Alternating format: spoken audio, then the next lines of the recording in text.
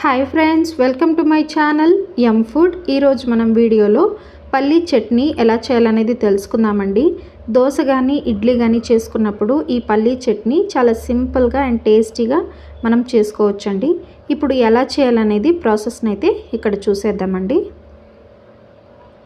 Stove మీద ఒక గిన్నె పెట్టుకోండి. అందులోకి నేను 1 కప్పు వరకు పల్లీలు అనేవి వేసుకుంటున్నాను. గ్యాస్ని మీడియం ఫ్లేమ్లో పెట్టుకొని పల్లీలని వేగనివ్వండి.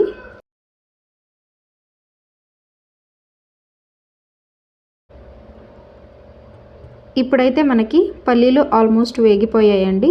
వీటిని తీసి ఒక ప్లేట్లోకి వేసి పెట్టుకోండి. ఇప్పుడు అదే గిన్నెలో 1 టేబుల్ స్పూన్ వరకు ఆయిల్ అనేది వేసుకొని ఒక 3 పచ్చిమిర్చి అయితే యాడ్ చేస్తున్నాను. పచ్చిమిర్చి వేసుకున్న తర్వాత ఇందులోకి వెల్లుల్లి అయితే యాడ్ చేస్తున్నానండి. ఇవి అలా 2 నిమిషాల పాటు మిక్స్ చేసుకొని వేగనివ్వండి. ఇవి వేగిన తర్వాత ఒక ప్లేట్లోకి తీసి పెట్టుకుందాం. ఇవి కూడా వేగిపోయాయండి. ఇప్పుడు అదే గిన్నెలో తాలింపు అనేది రెడీ చేసుకుంటున్నాను. కొద్దిగా ఆవాలు, కరివేపాకు, కొంచెం 1 ఎండుమిర్చి తుంచి యాడ్ చేస్తున్నాను. ఇవి వేసుకొని మిక్స్ చేసుకోండి. ఈ తాలింపు వేగిన తర్వాత తీసి పక్కన పెట్టుకుందామండి. స్టవ్ ఆఫ్ చేసుకోండి.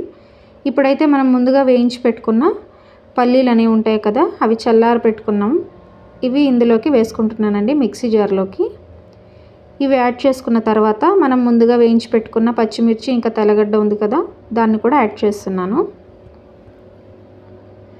రుచికి సరిపడా సాల్ట్ అయితే వేసుకుంటున్నానండి. ఇవి వేసుకున్న తర్వాత కొత్తిమీర కొద్దిగా వేసుకుంటున్నాను. ఇవన్నీ వేసుకొని కొంచెం వాటర్ అనేది వేసుకొని మిక్సీ పట్టుకోండి మెత్తగా. మిక్సీ పట్టుకున్న తర్వాత నేను ఒక బౌల్లోకి తీసుకున్నాను. ఇప్పుడు నేను ముందుగా తాలింపు పెట్టుకున్నాను కదా, ఆ తాలింపుని ఇందులోకి యాడ్ చేస్తున్నానండి.